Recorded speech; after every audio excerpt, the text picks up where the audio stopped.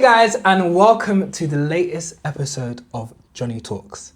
Today we are joined by Mr. Gonna Get Your Hair Done, I done, Mr. Pels P. What are you saying, bro? I'm good, my bro. I'm good. Welcome to the show, man. Thank you for having me. No, thanks for coming. For those who don't know, Pels P is an incredible artist, incredible singer. Tell the people about you. What do you do? I'm an R&B artist. Singer, songwriter. I've been writing for quite some time. I just love the art of music. So, yeah. I love that. And you know, what have you been working on recently? So I got an EP actually. This EP it's called Mind Games. Okay. Yeah, it's called Mind Games. I wrote it. I started writing it a few years ago, like 3 or 4 years ago. Okay. Going through quite an emotional time. There's a heartbreak there. I know. All the best songs come from that though. Very true. Yeah. I dropped a song before the EP, and that's what kind of inspired the EP to be made. It's called POV. Okay. Yeah, I know that tune, yeah. There's a fast version, there's a slow version. Yeah. There's a lot of conversations online about which one I should put out. But yeah, the fast one really did well on TikTok. Okay. But the slow original version was the one I made. And there were some lyrics in there that, some choice words. But there was like I said. Not for mum and dad? No, not for mum. Not at all. My auntie actually called me about that song. Yeah, I didn't even know she had TikTok, man. That was crazy. It's an artistic thing. Just say, auntie's an artistic thing. Yeah, you know what I mean? But yeah, it was basically about what I went through. Okay. A breakup at the time. It was really emotional. Like I said, some choice words were said there, but it was mainly about how I felt in the moment, what I felt afterwards towards that person. But yeah, that person told me I shouldn't say certain things in a song, but like you said, artistic, you know what I mean? And I'm really, true to myself when it comes to writing. So POV actually birthed the EP to come out in the end. Yeah. I love that. So, you dropped this last EP is a story about your heartbreak, healing from heartbreak. How did you even get to this place? How did you get into music in the first place? Tell us a bit about your story.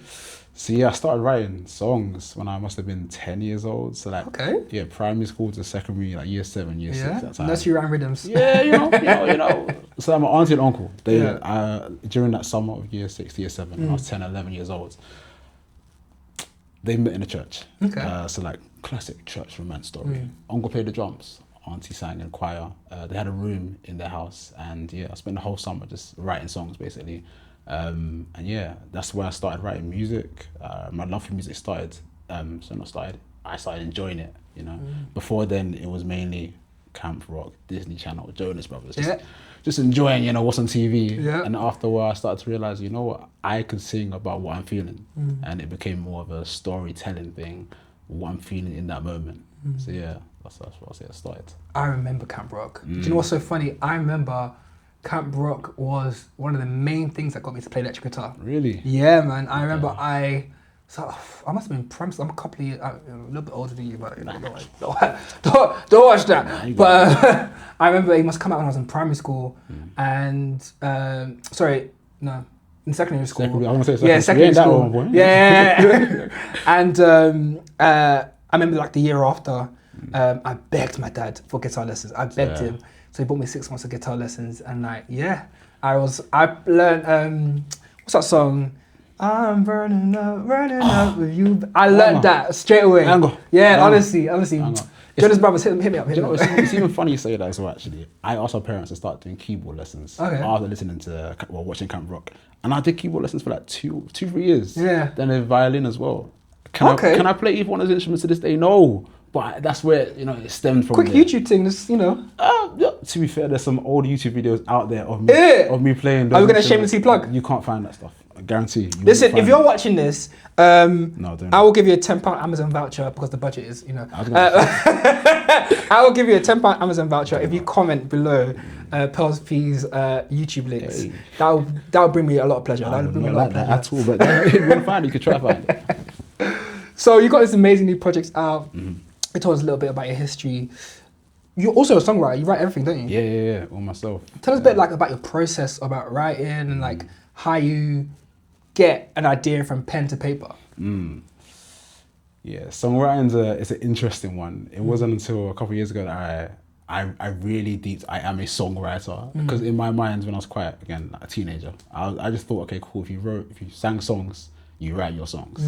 But yeah, I think when I must have been in secondary school, 16 years old, you know, when everyone's going through their first love, their first crush, I started to write songs properly. Before then, it was, you know, the puppy love songs when I was 11, 10 years old, not real. But yeah, I started to feel my emotions, go on my phone, write. If it was back then, it was a BlackBerry. Right now, it's an iPhone. Wow. Yeah, I know. These Gen Zs don't even know about that. Yo. Now it's an iPhone. So we Yeah. upgraded now. You know what I mean? You got a touchscreen everything. You got a touchscreen everything. Bro. So, but now it's more of a, what do I feel on a day-to-day basis? Write that down. Whatever I feel, write it down.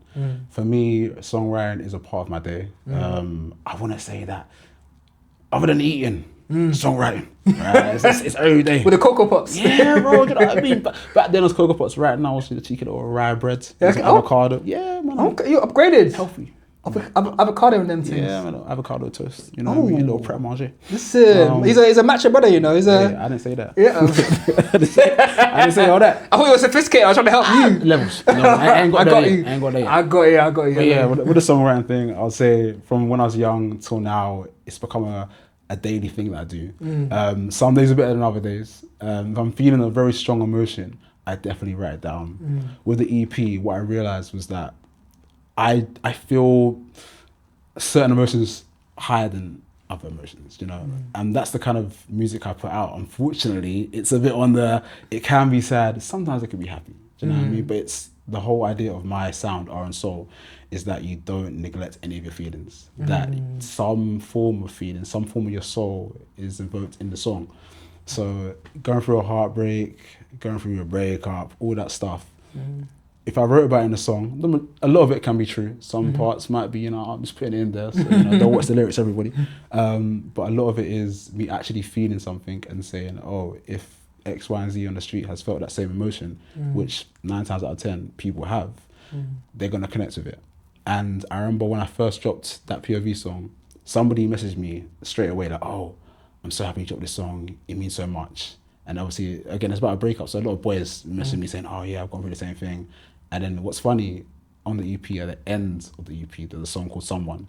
I love that song. It really means a lot to me because it basically was about how I came out of the heartbreak and how I found my someone, how I found myself, and what I understood about love to mean something different to where it was in the past. And when I dropped that song, the kind of messages I got on the different kind of apps it was different. It was very, very different, but it's the reason why I started writing music. So many people were feeling what I was feeling, and it just meant so much to me. I don't cry, but there's nothing wrong crying. Not wrong crying. Men can cry. Men cry too. Yeah. But I got very emotional because I was like, oh, somebody on the other side of the world in Taiwan is saying that I haven't found my somebody yet or my someone yet, but I know this is how it feels. And that's crazy to me to think that my music can make someone feel the feeling that I'm feeling all across the world. And yeah, I want to say that's the reason why I started writing music. You know, I feel like a lot of people have these emotions and they can't get them out. And to me, if my everyday thing is writing, like, lean into it. I think one of the things that, you know, we're told as kids is, you know, if you're given a gift, whether you believe in God or not, if you're given a gift, lean into that gift.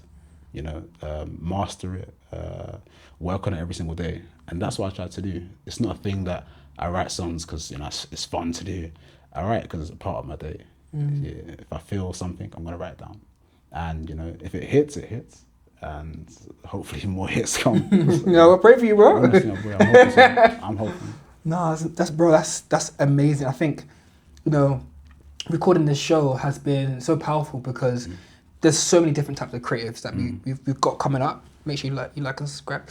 Shameless plug. But one of the themes that I've seen a lot is people making art and finding connection to themselves, but also to a wider community. Definitely. So like, it sounds like music is a bit of an escape for you, but also like a connection. Yeah. I'd say a few years ago, it was more of an escape than anything. Looking back, that's kind of, it's good to be in that moment. But I think when something is an escape for you, you can start weighing on it a bit too much, you know, and that's where certain types of songs might come out. If you look back on my older stuff, like there's a song called "Take Me for Granted." You can tell. Venting, I'm venting. Yeah, you can tell by the names of the songs. Yeah. I was trying to escape certain feelings that I'm feeling in my day-to-day life, which in some way it's good. It's kind of like my therapy. But I stepped out so often that a lot of people would say, maybe get a therapist, maybe get a therapist. Be encouraged therapy here. Of course. But there's also nothing wrong with writing it down and putting your emotion, your pain